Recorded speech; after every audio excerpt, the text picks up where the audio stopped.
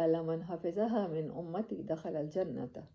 قلت وما هي يا رسول الله صلى الله عليه وسلم؟ قال أن تؤمن بالله واليوم الآخر والملائكة والكتب والنبيين والبعث بعد الموت والقدر خيره وشره من الله تعالى، وأن تشهد أن لا إله إلا الله وأن محمد رسول الله، وتقيم الصلاة بوضوء سابغ كامل لوقتها، وتؤتي الزكاة، وتصوم رمضان، وتحج البيت إن كان لك مال، وتصلي 12 ركعة في كل يوم وليلة، والوتر لا تتركه في كل ليلة، ولا تشرك بالله شيئا، ولا تؤك والديك، ولا تأكل مال اليتيم ظلما، ولا تشرب الخمر، ولا تزني، ولا تحلف بالله كاذبا، ولا تشهد شهادة زور، ولا تعمل بالهوى، ولا تغتب أخاك المسلم،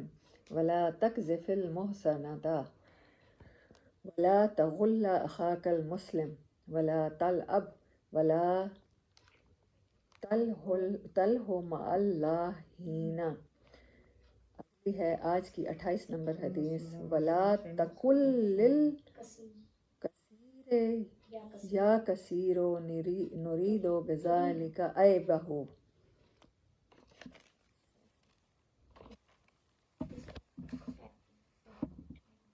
کسی پستہ قد کو عیب کی نیت سے ٹھگنا مت کہہ۔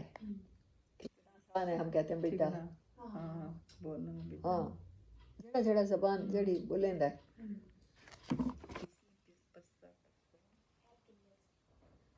ولا تقل اور تو نہ کہہ، للکثیرے کسی بھی کم کو، کثیر کبیر ہوتا ہے بڑا، کثیر ہوتا ہے چھوٹا، کسی کثیر کو، یا کثیرو اے چھوٹے قد والے، ترید ہو کہ تو چاہے اس کے ذریعے، بذالکا اس عمل کے ذریعے، عیبہ اس کے عیب کے ذریعے پکارنا۔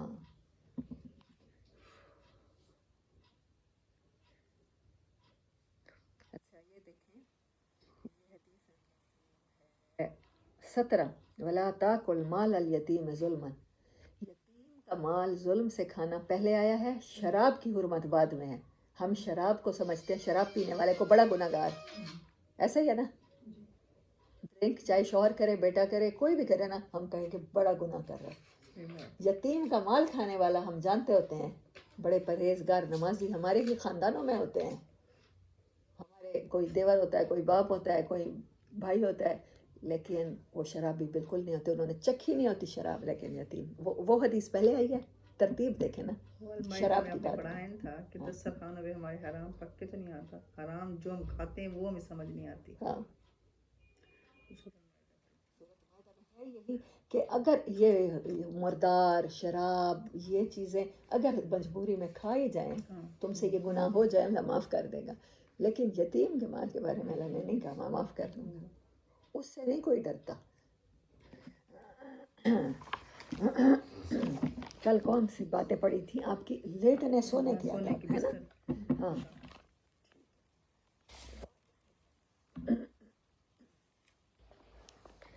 حضرت برا رضی اللہ تعالیٰ عنہ فرماتے ہیں کہ حضور اقدس صلی اللہ علیہ وسلم جس وقت آرام فرماتے اپنا دایاں ہاتھ رخسار کے نیچے رکھتے اور یہ دعا پڑھتے، رب قنی عذابک یوم تبعث عبادک، اے رب تو مجھے اپنے عذاب سے بچانا جس روز تو اپنے بندوں کو اٹھائے گا۔ یہ ترمذی کی ہے۔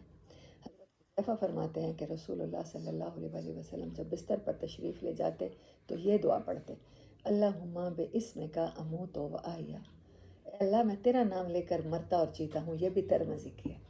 اب مجھے بتائیں، اسی دونوں حدیثوں سے میں آج آپ کو ایک بات سمجھاتی ہوں مسلک کی۔ ایک صحابی نے وہ دعا سنی ہے آپ سے، کیا انہوں نے غلط سنا ہے یا جھوٹ بولا ہے ہم تک پہنچایا ہے؟ دوسرے صحابی نے دوسری سنی ہے، دونوں غلط ہیں یا دونوں صحیح ہیں؟ ایسے ہی مسلک ہے بنا لیے ہیں، ایسے ہی ہمارے پانچوں امام، امام جعفر صادق، امام ابو حنیفہ، امام مالک، امام احمد بن حنبل، امام شافعی، ایسے ہی ہے۔ امت تقلید کرتی ہے تیسری چوتھی صدی کے بعد ان پانچ اماموں میں سے کسی ایک کی۔ تو پھر اس بات پر جھگڑا کیسا؟ جو وہ حدیث وہ دعا پڑھ کے سو جائے، وہ سمجھے میں ٹھیک ہوں، دوسری والا غلط ہے، اب ہم نے یہ کر لیا، اور جو دوسری پڑھ رہا ہے اللہ بیس میں کا منہ تو واہ، وہ سمجھتا ہے پہلی والا غلط ہے. یہ اب کیوں ہو گیا؟ دونوں ٹھیک ہیں. ایک صحابی نے وہ سنا، ایک صحابی نے وہ سنا. ایک امام نے حضرت ابو ہریرہ سے روایت لے لی، ایک نے حضرت برا سے لے لی. انہیں دونوں کا آپ کو فرق سمجھا رہی ہوں. حضرت حذیفہ نے ایک امام نے حضرت حذیفہ سے لے لی ہوگی، فرض کر لیتے ہیں، ایک امام نے حضرت برا سے لے لی. اب اس نے اپنی کتاب میں یہ لکھ دیا کہ حدیث کی دعا مسنون دعا یہ ہے، دوسرے نے لکھ دیا مسنون دعا یہ ہے. ہم لڑ رہے ہیں یہ مسنون ٹھیک ہے کہ وہ ٹھیک ہے. یہ فرقہ بازی ہے. آپ کی ذات مبارک سے جو عمل ایک دفعہ بھی ہو گیا نا، وہ قیامت تک مجھے یقین ہے جاری رہنا ہے، کیونکہ اللہ نے کہا ہے وَرَفَعْنَا لَكَ ذِكْرَكَ. اے نبی صلی اللہ علیہ وسلم، ہم آپ کے نام کو، آپ کے ذکر کو بلند رکھیں گے. ہونا ہے. چاہے آپ نے زندگی مبارک میں ایک دفعہ بھی کیا نا، صحابہ نے نوٹ کر لیا، کسی ایک صحابی کی اس ٹائم زندگی میں ایک بار ملاقات ہوئی آپ سے، وہ اپنے علاقے میں گیا ہے، اس نے تو اپنے لوگوں کو وہ بات پہنچائی ہے نا. اس کو نہیں پتا آپ کے 24 گھنٹے کے یا 4 سال کے اعمال، اس کو 4 دن کے اعمال پتا ہے. ان 4 دنوں میں آپ نے جو کیا ہے، وہ اپنے قبیلے میں، اپنے ملک میں گیا، فرض کریں وہ چین کا رہنے والا تھا، اس نے وہاں جا کے اس چیز کو رواج دیا. اب ہم لڑیں اس بات پر کہ جس بات کو اس نے رواج دیا وہ ٹھیک نہیں ہے، جس بات پہ سعودی عرب میں رہنے والے صحابہ نے رواج دیا وہ ٹھیک ہے. دونوں صحیح ہیں. یہ حدیث مبارک ہے کہ الصحابہ کالنجوم، میرے صحابہ ستاروں کی مانند ہیں. کسی کی بھی مقتدی تم محتدی تم، کسی کی بھی پیروی کرو گے، کسی کے بھی قدم کے پیچھے قدم رکھو گے. مقتدی تم، قدم اس کا روٹ ورڈ ہے. اہتدی تم ہدایت پر ہو. اب اس سے بڑی ہدایت ہمیں اور کیا چاہیے کہ صحابہ کم و بیش 1,24,000 ہیں جنہوں نے ایمان کی حالت میں آپ کی صحبت میں وقت گزارا ہے، آپ کو دیکھا ہے. ہمارے لیے تو اتنی آسانی ہے، اتنی ورائٹی ہے، 1,24,000 میں سے کوئی عمل بھی کر لیں، نہ کہ اس پہ لڑنا شروع کرتے ہیں. دین کی محنت کرنے کے بجائے اپنی ساری توانائیاں، سارے ممبر، سارے مدرسے، سارے مسجدیں بس اسی بات پہ لگ جائیں. یہ ٹھیک ہے جو ہمارے علاقے میں پہنچا، جس صحابی کی بات، بس باقی ساری غلط ہے. اور جب جاگتے تو یہ دعا پڑھتے. یہ میں چھوٹی چھوٹی رک کے باتیں اس لیے کرتی ہوں کیونکہ ہم صرف بک ریڈنگ نہیں کر رہے، یہ ہم جانیں اپنے رسول کو. جو میں نے یوٹیوب پہ سیریز شروع کی ہے یا آپ لوگوں کو بتایا کہ سیرت سیکھیں. ہم سیکھ رہی ہوں، آپ بھی سیکھ رہے ہیں، تو اس سے ہمیں جو سبق ملے گا ہم وہ ایکسٹریکٹ کرتے ہیں. ہر چیز کا ایک جیسے اب مغز ہوتا ہے، ایک ایسنس ہوتا ہے، ہم ایسنس چنیں گے. اور جب جاگتے تو یہ دعا پڑھتے الحمدللہ الذی احیانا بعد ما اماتنا والیہ النشور. حضرت عائشہ فرماتی ہیں حضور اقدس صلی اللہ علیہ وآلہ وسلم ہر رات جب بستر پر لیٹتے تو دونوں ہاتھوں کو دعا مانگنے کی طرح ملا کر سورۃ اخلاص اور معوذتین پڑھ کر ان پر دم فرماتے، پھر تمام بدن پر دم فرماتے، سر سے پاؤں تک جہاں جہاں ہاتھ جاتا ہاتھ پھیر لیا کرتے تھے. 3 مرتبہ ایسا ہی کرتے، سر سے ابتدا کرتے اور پھر منہ اور پھر اگلا حصہ اور پھر بقیہ بدن. بعض دفعہ یہ بھی ہے کہ اس کو صرف پھونکا نہیں، ایسے مارتے تھے، پھونک تھتکارتے تھے. تھوک نہ پھینکنا، تھتکارنا اس کو پڑھتے ہوئے کٹھی کر لیتے تھے ہلکی سی، تھتکار کے تو ساری پھر وہ پھیر گئے. نبی کریم صلی اللہ علیہ وسلم سے سونے کے وقت مختلف دعائیں، یعنی اختلاف ہے نا، تو اختلاف رحمت ہوتا ہے، اس کو فرق نہیں بنا لیتے. پڑھنا ثابت ہے، اور کلام اللہ کی مختلف صورتیں پڑھنا بھی ثابت ہے. ایک حدیث میں آپ کا ارشاد نقل ہے صلی اللہ علیہ وسلم کا کہ جو شخص قرآن شریف کی کوئی صورت پڑھتے سوتے ہوئے پڑھے، اللہ کی طرف سے ایک فرشتہ محافظ اس کے لیے مقرر ہوتا ہے جو جاگنے کے وقت تک اس کی حفاظت کرتا رہتا ہے. اس کے علاوہ تسبیحات، مسبحات، یعنی ان صورتوں کا پڑھنا جو سبحہ یا یسبح ہو یا سبحانہ سے شروع ہوتی ہیں، وارد ہے. نیز الف لام میم سجدہ اور تبارک الذی کا ہمیشہ پڑھنا، یہ بھی مختلف حدیث میں ہے. نیز آیت الکرسی اور سورۃ بقرہ کی آخری آیتوں کا پڑھنا بھی وارد ہے. ہمیں پتہ ہے سورۃ بقرہ کا آخری رکوع، آپ نے فرمایا جس گھر میں سورۃ بقرہ تلاوت کی جاتی ہے وہاں شیطان نہیں آتا. یہ دونوں ایک دوسرے کی ضد ہیں.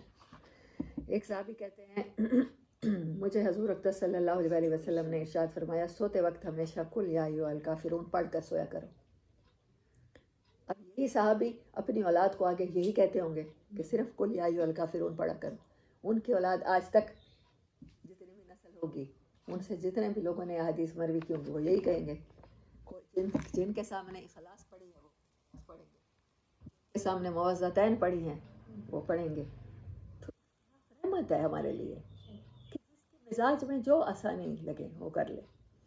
حضرت انس رضی اللہ تعالیٰ عنہ فرماتے ہیں حضور اقدس صلی اللہ علیہ وسلم جب بستر پر تشریف لے جاتے تو یہ دعا پڑھتے۔ اب تیسری دعا آ گئی ہے، پہلے سونے کی دو دعائیں دیکھی ہیں، الحمد للہ الذی اطعمنا و سقانا و کفانا و انا فکم ممن لا کافی لہو ولا تمام تعریفیں اللہ تعالیٰ کی ہیں جس نے ہمیں کھلایا اور تمام ضروریات کی کفایت فرمائی اور ہمیں ٹھکانہ بخشا، یعنی سر پہ چھت ہے نیچے بستر ہے۔ چنانچہ کتنے ہی ایسے شخص ہیں جن کا نہ کوئی کفالت کرنے والا ہے اور نہ انہیں کوئی ٹھکانہ دینے والا۔ یہ بھی بڑی پیاری دعا ہے۔ آپ چھال بھرے چمڑے کے گدے پر، چٹائی پر، ٹاٹ پر، یہ تین چیزیں ہیں، گدا ایسا، کپڑا ایسا جس کے اندر کھجور کے پتے یا چھال، مجھے چھال کا صحیح مفہوم نہیں پتا، آپ لوگوں نے کہا ہے کہ شاید میں سمجھتی تھی کہ کسی بھی درخت کی چھال وہ ہوتی ہے جو تنے کے اوپر سے اترتی ہے نا، پام ہوتے ہیں، چھال اس کو کہتے ہیں شاید۔ وہ تو وہی بھرتے ہیں، پتے الگ کا ہی ہوئے ہیں، چھال الگ ہاں، کی ہوئی ہے۔ کبھی ٹاٹ پر اور کبھی بان کی بنی ہوئی چارپائی پر۔ بان کہتے ہیں ہم اپنی زبان میں وان، ہاں، بان کی بنی ہوئی چارپائی پر، چمڑے پر یا زمین پر آرام فرمایا کرتے۔ گھر میں کبھی آرام کے لیے تکیہ لگا کر بھی بیٹھ جاتے تھے۔ اور تین چیزیں ایسی ہیں کہ آپ خوشبو، دودھ، تکیہ۔ جنت میں جنتیوں کی نشانی ہے کہ وہ تکیے لگائے بیٹھے ہیں۔ تینوں چیزیں دن پیش کی جائیں گی نا، اس لیے یہاں پہ بھی اچھا، تینوں دودھ بھی پیش کیا جائے گا وہاں پہ، اور شہد بھی، ہدیہ کوئی بھی پیش کرے ہدیہ ایکسیپٹ کرنا چاہیے۔ جس ٹاٹ پر حضور صلی اللہ علیہ وسلم آرام فرماتے اس کو صرف دو طے کر کے بچھانے کا حکم دیتے۔ سوتے وقت آپ کے سانس کی آواز سنائی دیا کرتی تھی۔ آپ کبھی چت لیٹتے سیدھا اور پاؤں پر پاؤں رکھ کر آرام فرماتے مگر اس طرح کے سطر نہ کھلتا۔ اگر سطر کھلنے کا اندیشہ تو ایسے لیٹنے سے حضور صلی اللہ علیہ وسلم نے ممانعت فرمائی ہے۔ عشاء سے پہلے آپ صلی اللہ علیہ وسلم کبھی نہ سوتے۔ آپ رات کو ایسے گھر میں آرام نہ کرتے جس میں چراغ نہ جلایا گیا ہو، اسی لیے مغرب ہوتے ہی روشنی ہو گھر میں، یہ نہ ہو گھر میں چاہے کوئی بھی نہ ہو لیکن ایک لائٹ جلتی رہے۔ بعض لوگوں کو دیکھا ہے بجلی کی بچت کرنے کے لیے نا بالکل ہی بند کر دیتے ہیں لائٹیں، تو چھوٹے بلب بھی ہوتے ہیں کم جو وولٹ لیتے ہیں وہ جلا لیا کریں۔ گھروں کے باہر لیمپس لگانا بھی اچھی چیز ہے۔ اگر حضور اقدس صلی اللہ علیہ وسلم بحالت جنابت آرام فرمانے کا ارادہ فرماتے تو پہلے ناپاک جگہ کو دھو لیتے اور پھر وضو کر کے سو رہتے، یعنی ڈیفینیٹ نہیں ہے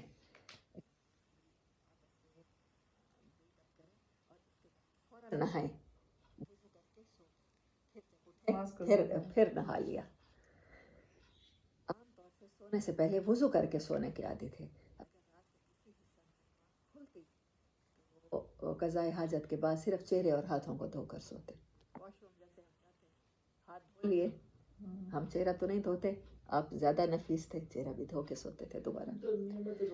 سونے سے پہلے دوسرے کپڑے کی تہبند باندھتے اور کرتا اتار کر ٹانگ دیتے۔ یہ تو سورۃ النور میں ہے کہ جب آپ کپڑے اتارتے ہیں تو اس ٹائپ ہے نا، احکامات کتنی ڈیٹیل میں اللہ نے قرآن میں بتائے۔ قرآن نماز کا طریقہ نہیں بتاتا، سونے کا طریقہ بتاتا ہے۔ مہربانی سے میں تو کہوں گی، نحوست تو میں نہیں کہتی، ان کی مہربانی سے جوائنٹ فیملی سسٹم ہے تو میاں بیوی کپڑے اتار کے سو ہی نہیں سکتے۔ بچے بھی ساتھ ہوتے ہیں، بعض دفعہ ایک ہی گھر ایسی چار دیواری میسر ہوتی ہے جس میں سسرال والے بھی ساتھ ہوتے ہیں۔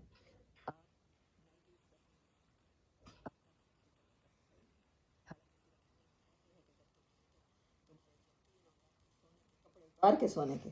اللہ کو پتہ ہے کہ میاں بیوی کو ایسے سونا چاہیے, محبت ایسے بڑھے گی. پھر شکایتیں ہم لوگ کرتے ہیں کہ ہماری شادی شدہ لائف کے مسائل ہیں.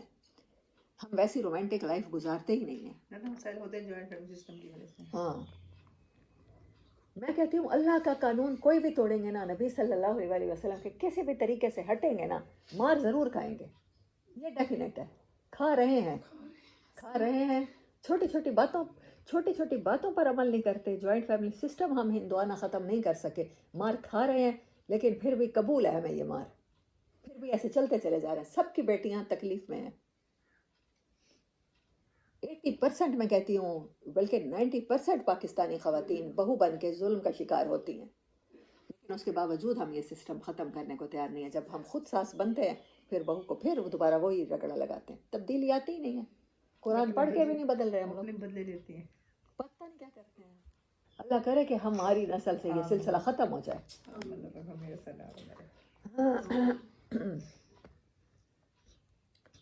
کپڑے کی تہ باندھتے اور کرتا اتار کر ٹانگتے تھے اور پھر آرام فرمانے سے پہلے بستر کو کپڑے سے جھاڑ لیتے. رات کو حضور اکرم صلی اللہ علیہ وسلم آرام فرماتے تو چارپائی کے نیچے ایک لکڑی کی حاجتی رکھی رہتی.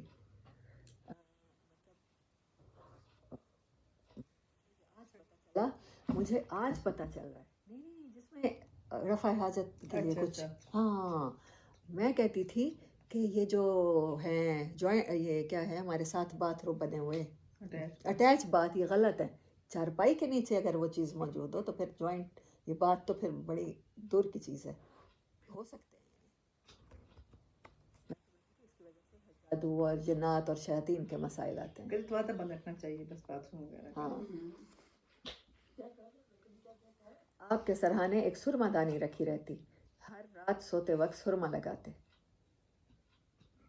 حضرت صلی اللہ علیہ وسلم سیاہ رنگ کی سرما دانی رکھا کرتے تھے. سرما لگاتے تو ہر آنکھ میں 3 مرتبہ سلائی لگاتے, اور کبھی ہر آنکھ میں 2 مرتبہ, اور آخری سلائی دونوں آنکھوں میں لگا لیتے. سلائی کے 2 حصے ہوتے ہیں نا, 2 4 اور 1 5, یعنی 2.5 5. حضرت صلی اللہ علیہ وسلم سوتے وقت اپنے اہل بیت سے کچھ دیر ادھر ادھر کی باتیں کیا کرتے. کبھی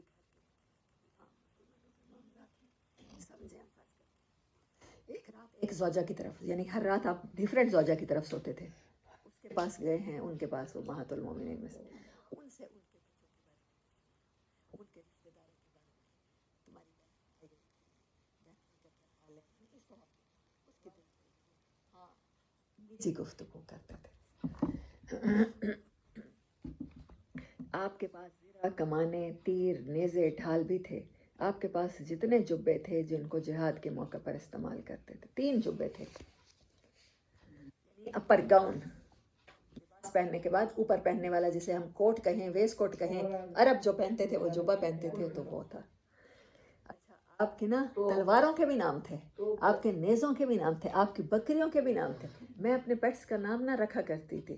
مجھے بچپن سے نا مرغی بھی ہے یا چوزا بھی ہے نا, بھائی امی ابو سے کہنا اس کا نام ہونا چاہیے. تو مجھے اب یہ باتیں سن کے نا خوشی ہوتی ہے کہ آپ کی ہر بکری کا نام تھا, ہر اونٹ کا نام تھا, ہر گدی کا نام تھا, ہر جانور کا. اور حتیٰ کہ آپ کی جو یہ چیزیں ہیں, نیزے ہیں, تلواریں ہیں, ان کے بھی نام تھے.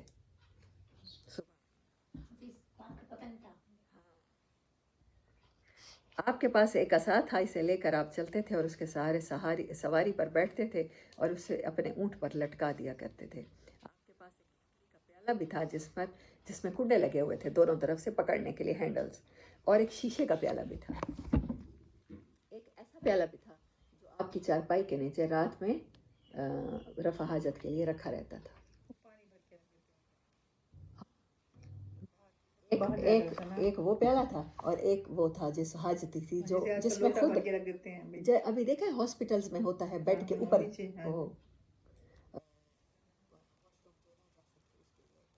اس طرح کی. ہاں پاٹ ویسے تو برتن کو کہتے ہیں, لیکن یہ انہوں نے یہی بتایا. یہ پارٹ ہوتا ہے نا, جیسے وہ پاٹ ہوتا ہے, یہ پارٹ ہوتا ہے. اچھا, وہ پاٹ ہوتا ہے, یہ پارٹ ہوتا ہے. اچھا, یہ پارٹ جو ہے نا وہ نیچے رکھے ہوتے ہیں. دیکھیں نا اس زمانے میں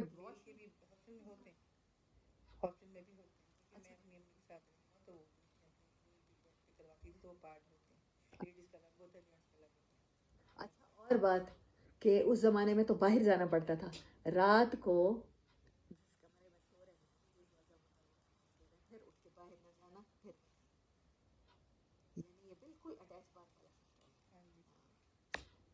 آپ کے پاس ایک مشکیزہ بھی تھا اور ایک پتھر کا برتن بھی تھا جس سے آپ وضو فرماتے تھے، جس کپڑے دھونے کا برتن، یعنی ایک ٹب کپڑے دھونے کا اور ایک ہاتھ دھونے کا بڑا برتن بھی تھا جیسے واش بیسن۔ تیل کی ایک شیشی تھی، ایک تھیلا تھا جس میں آئینہ اور کنگھی رہتی تھی، یعنی ایک پرس، ایک بیگ، پرس نہیں سوری بیگ، جس میں یہ آپ کا ضروری سامان، سرمے دانی ہے، تیل ہے، کنگھی ہے۔ آپ کی کنگھی ساگوان یعنی لکڑی ہے ایک ساگوان، اس کی تھی، اور ایک سرما دانی تھی کہ جب آپ رات کو سوتے تو ہر آنکھ میں، یعنی آپ اپنا بیگ لے کے ہر زوجہ کے گھر جاتے تھے، کے پاس ہو یا نہ ہو، آپ جہاں جائیں آپ کا سامان اپنے ساتھ ہے۔ سبحان اللہ، اتنا منظم زندگی گزارنا۔ رات کو سوتے تو ہر آنکھ میں عصمت سرمے کی 3 سلائیاں ڈالتے، سرمت اعلیٰ قسم ہے، اور یہ بلیک نہیں ہوتا سرما، یہ ریڈ ہوتا ہے، ریڈ ہوتا ہے، اور آپ نے اس کی بہت تعریف اور لگانے کی تاکید فرمائی ہے۔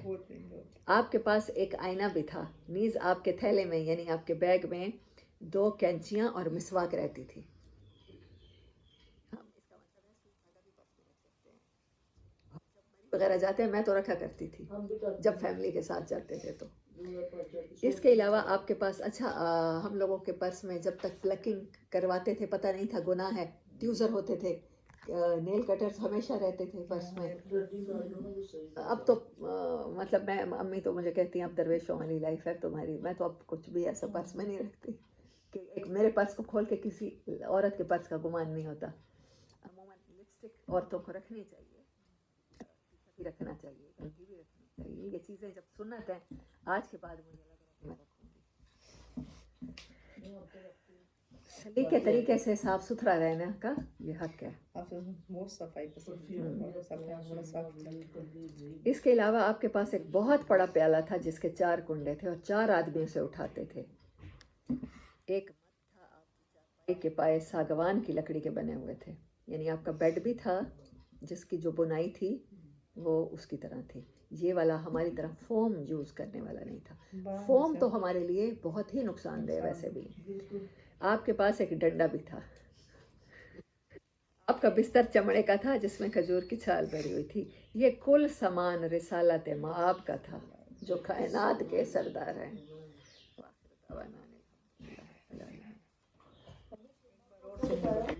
کل یہ پھر پڑھیں گے۔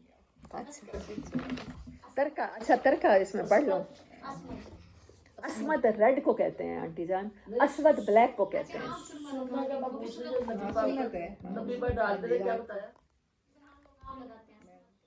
ام المومنین حضرت عائشہ رضی اللہ تعالیٰ عنہ فرماتی ہیں رسول اللہ صلی اللہ علیہ وسلم کے ترکہ میں نہ دینار تھے، نہ درہم، نہ بکری تھی، نہ اونٹ۔ اور عمر بن حارث رضی اللہ تعالیٰ عنہ کی حدیث میں ہے آپ نے اپنے ترکہ میں کچھ نہ چھوڑا سوائے ہتھیاروں اور ایک خچر اور تھوڑی سی زمین کہ وہ بھی صدقہ کر دی گئی تھی۔ حضرت انس سے روایت ہے رسول اللہ صلی اللہ علیہ وسلم نے ایک پرانے کجاوے پر حج فرمایا، اس پر جو صوف کی چادر تھی اور وہ چادر 4 درہم سے زیادہ کی نہ تھی۔ صوف کسے کہتے ہیں؟ اون کو، صوفی اسی سے ہے جو اون کا لباس۔ اس حال میں آپ نے یہ دعا مانگی، اے اللہ اس کو خالص حج بنا جس میں ریا اور نمود نہ ہو، حالانکہ آپ نے یہ حج اس وقت کیا تھا جب آپ پر زمین کے خزانے کھول دیے گئے تھے، اور اس حج میں 100 اونٹ ہدی کے ساتھ لے گئے تھے، یعنی آپ نے اپنی طرف سے 100 اونٹ قربان کیے، اتنا مال تھا۔ لیکن اس کے بعد یہ ترکہ یہ ہے، ہمارے پاس جب پیسہ آتا ہے، میں بار بار کہتی ہوں، ہم اپنا لیونگ سٹینڈرڈ اپ کرتے ہیں، اللہ کے راستے میں کچھ بھی قربان کرنے کے بجائے، دوسروں کے گھروں کے خرچ اٹھانے کے بجائے، مسلمانوں کی حاجتیں پوری کرنے کے بجائے ہم اس کو اپنے لیے کرتے ہیں۔ کائنات کے مالک ہیں، اپنے لیے ایک پیالہ، ایک عصا، ایک وہ بستر جس میں یہ چھال بھری ہوئی ہے، اور ایک ٹائم پہ 100 اونٹ۔ آج بھی کوئی آدمی بڑے سے بڑا بلینئر شاید 100 اونٹ قربانی کر سکے۔ اونٹ بھی بہت زبردست یہ ہے وآخر دعوانا الحمدللہ رب العالمین۔